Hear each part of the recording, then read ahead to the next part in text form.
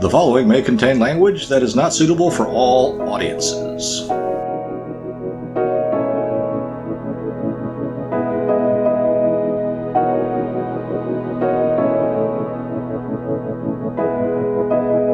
It's time for the Low Fact Podcast. The bell. All right.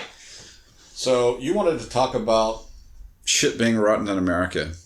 Well, it's been that way for a while, but more specifically, you wanted to talk about the whole election, right? The election, yeah. There's something rotten in the state. The saga that's been going on since last March, really.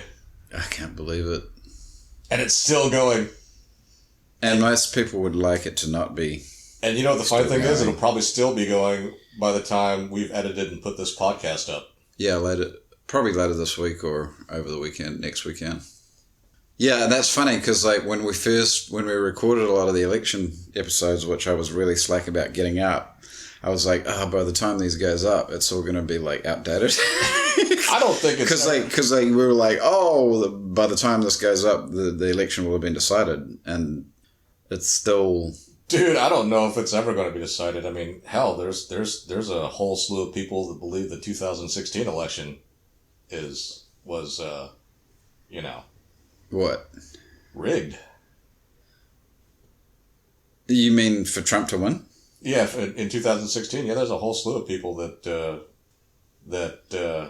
think so the same people that are saying this one's good. Right. Which kind of, it kind of doesn't make sense to me. Like, how can one be good and one be bad? And really the only difference is on the one that was bad, your favorite candidate did not win, and the one that's good, your favorite candidate did. Yeah, it just depends on which horse you have in the race, right? And if that's the whole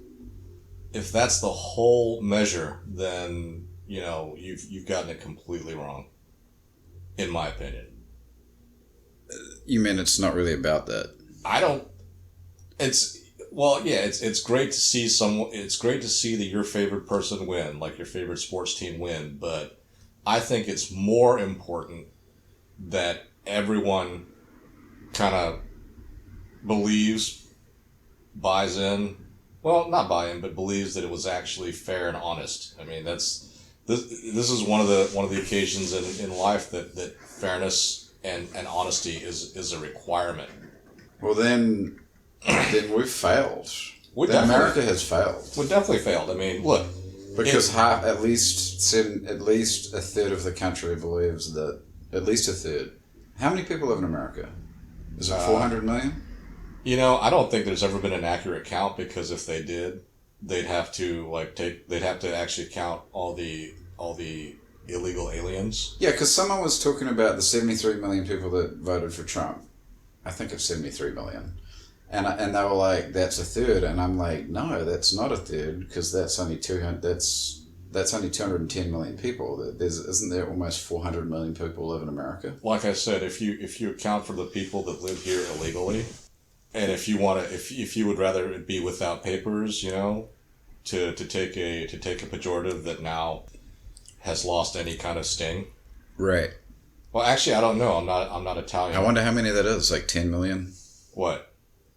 10 million people living here without papers. 10 people living here without the legal right to do so? Correct. I think it's probably a scary number, like 50 to 80 million. No. Because everyone always throws around the figure of... I've heard people throw around the figure of 10 million. Right, and that figure hasn't changed since the 80s.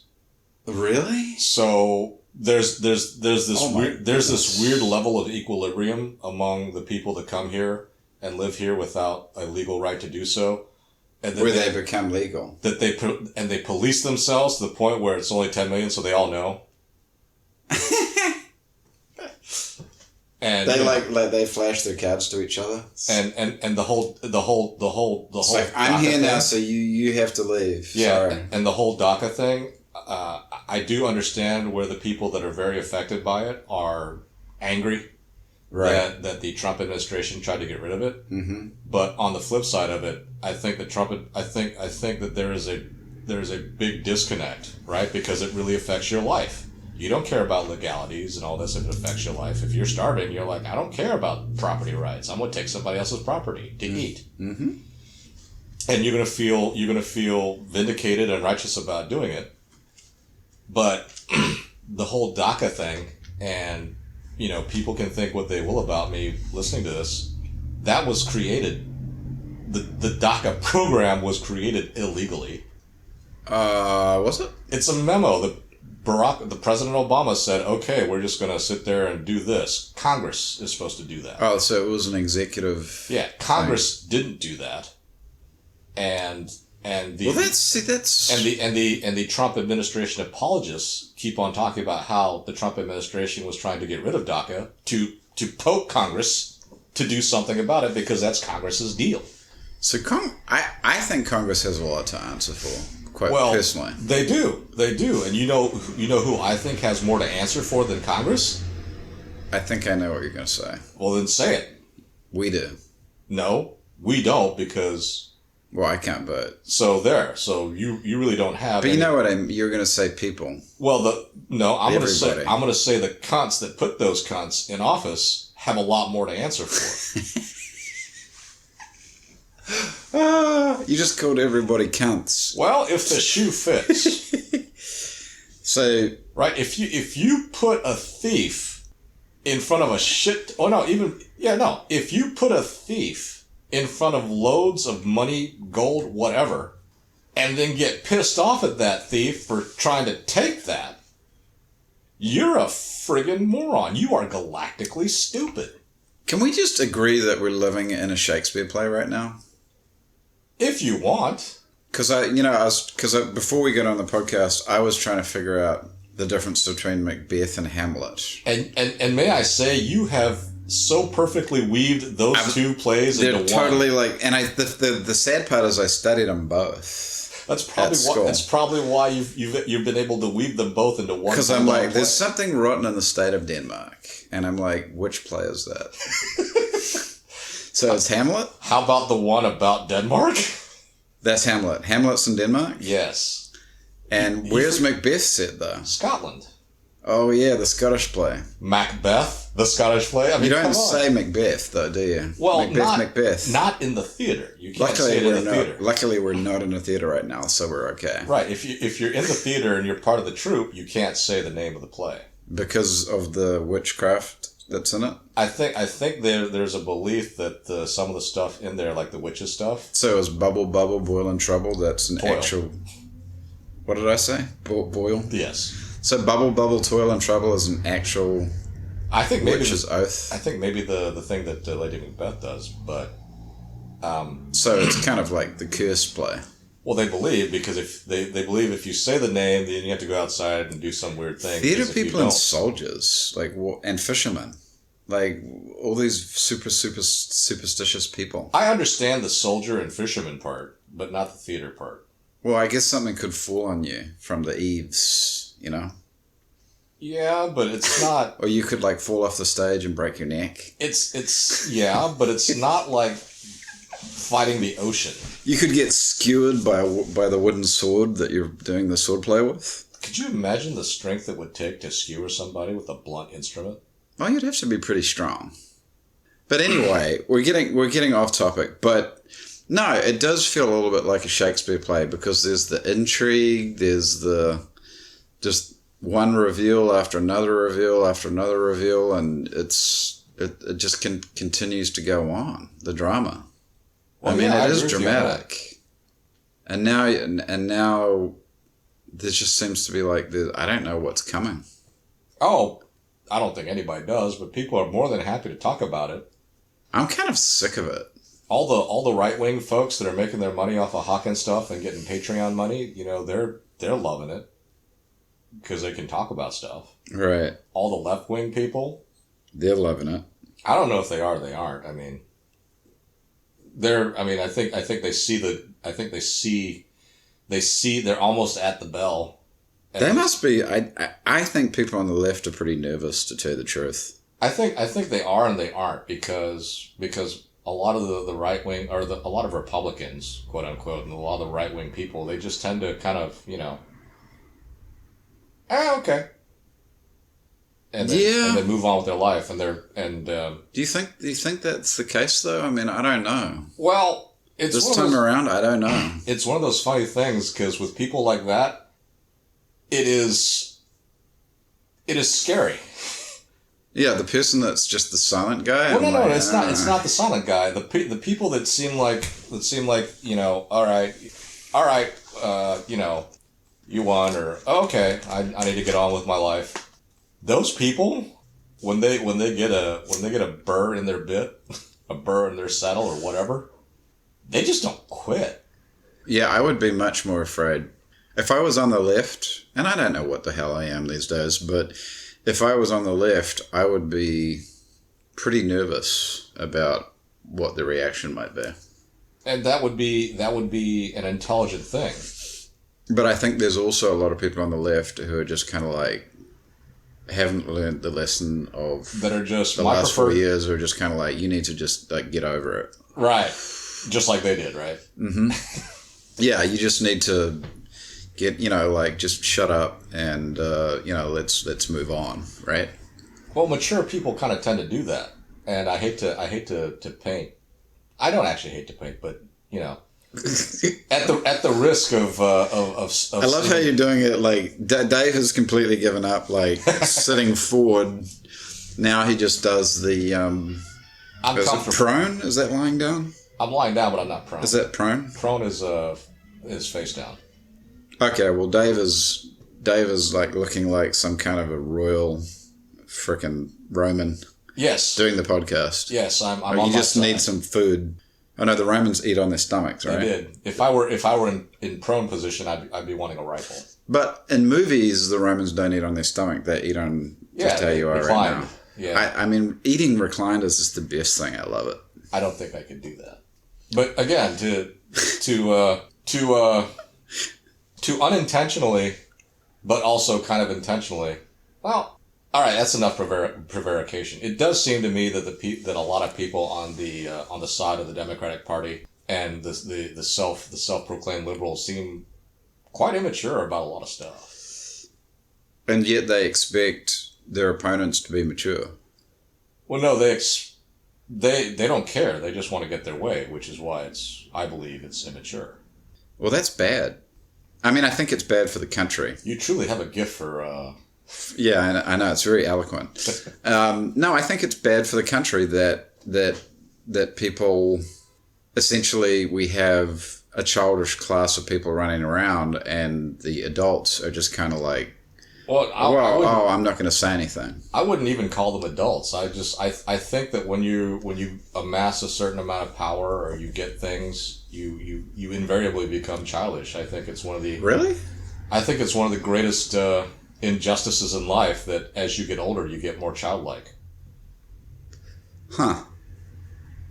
So essentially, you have two childhoods: one when you're really young and one when you're really old. Is that why old people are so annoying? They can be. Not all old people. No. I mean, everybody can be annoying, but I think older people are more annoying because Old men can be pretty annoying. Oh, don't even get me started. Like, pretty annoying. Don't even get me started. Like, who's more annoying, old men or old women? It depends on the geographic location they're from. Okay. But I think it's a tie. Because I get pretty annoyed by old men in the market sometimes. I'm just like, oh, Lord. It's a tie. The amount of entitlement, and that's cultural. The amount of entitlement that a lot of old people, especially old Asian people, have, really just hacks me off. Which is kind of funny because you're Asian. I know. And you're just like, ugh. I think it's good that I didn't grow up in Asia because I don't think that this attitude of mine is a product of my upbringing. Okay. I think I am very much a black sheep among Asians. Which, oddly enough... Did you hear that, people? Dave is a black sheep amongst Asians. But I'm also a black sheep amongst Caucasians. I mean, I'm just kind of out there, and nobody knows what to do with me. Are you a fearsome black sheep, though? I suppose as fearsome as a sheep can be. I don't think of you as a sheep. I think of you as like a Kodiak bear. Well, that's... Especially when you're scratching your back on a post. My arms go that far. I have observed this a few times. I'm like, what are you doing? I don't have the flexibility. So you're just like... And on top of that, I have injuries that prevent me from being able to reach certain spots. Oh, okay. Now I feel bad. Yeah, you shouldn't feel bad at all. I don't really feel bad. I know you don't. Mm. You lie. So there's something rotten in the state of Denmark. That's definitely Hamlet. Yes. And in Hamlet, basically, things are rotting from the inside out. I guess. I mean, if you believe that your mom having an affair with your uncle and they conspire to kill your dad, yes, which they do, so that your uncle can be the king and cut you out of your birthright, then yeah, okay. So that's kind of how I feel like what's going on in America right now. It's like it's Hamlet. Yeah, but on the flip side of that, when you say stuff like it's bad for the country, and I'm not pointing you out. You just happen to be the latest person to say it among the two of us. I've said it often too. You know, whatever is good or bad for the country. But you know, the more I think about it, the more I sit there and think that we don't really give a flying flip about what's good for the country. People. Yeah. I mean, you know, let's do a thought experiment. How many people do you think that would do something that's good for the country but bad for them? Very, very few. I don't think any. No, I don't think it's any. Okay, well, you have a more hopeful view of people than I do. But I think it's probably a very small number, but and it's also situational. And it also depends on the negative. But I personally think that any one of us, when confronted with that choice, you know, will you do this that's good for the country but not good for you? I don't know. Yeah, I think maybe you're right. I don't think I could be the bigger man and say, you know what, I will do what's good for my country. Yeah, I think in the abstract, a lot of people would be like, oh, of course. But then if you're like, okay, then you actually have the power, and then now you have to, now it's in your hands, then that would be different. I mean, it's kind of like the guy you were saying on that other podcast, you were talking about the guy that's like, I'm not afraid of death, drinking the mojito. Versus the guy in the trenches. I mean, I guess it's different. It really is. It's easy not to be afraid of death when you're at a bar on the west side drinking a mojito. Mm-hmm. It's a whole nother story when you're freezing your balls off in a foxhole, getting bombed by the Germans. Yeah, and I was just thinking about the idea of being in a foxhole with someone that was really brave. I think that would be terrifying too. That would suck, dude. Be like, let's do it. I'm like, no, let's not do it. Especially if you're the machine gunner. If you're in a foxhole with a machine gunner and your buddy is really brave, mm-hmm. The machine gun's the first thing that gets taken out anyway. Yeah. So now you got this guy. I'd be like, just edging back, be like, hey, buddy, I'm just gonna go over here for a second. But you know, and it's also age specific, right? I mean, I'm in middle age right now, which is why I'm having those thoughts about, you know, good for the country, good for me.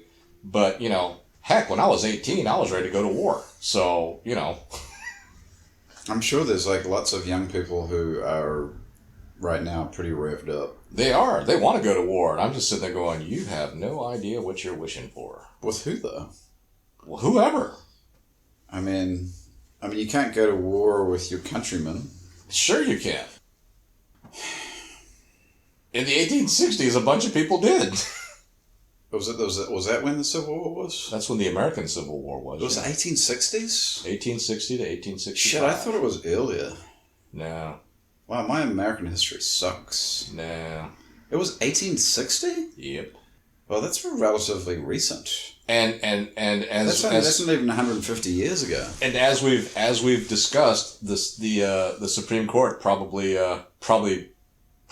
made it happen a lot sooner. Oh well, maybe they did it again then. I think maybe the Supreme Court just wanted to sidestep it because there's actually a political solution, and a lot of the hummy-hawing that's going on right now from the state governments and all that, the kabuki play that's going on about, you know, we are a nation of laws. I was like, if we're such a nation of laws, then why did a whole bunch of states sit there and enact stuff that's pretty unconstitutional? That's the universal male. I hate it when people talk about that. It's always like people who are like part of the... It's always insiders and people who are part of the whole thing who say shit like that. Oh, who believe that the laws don't apply to them? Yeah, I know. But then they say we're a nation of laws and we need to abide by the law. Well, again, that's kind of like the Saul Alinsky thing, right? You're trying to make your opponent live by the letter of your creed. It's true. Yeah.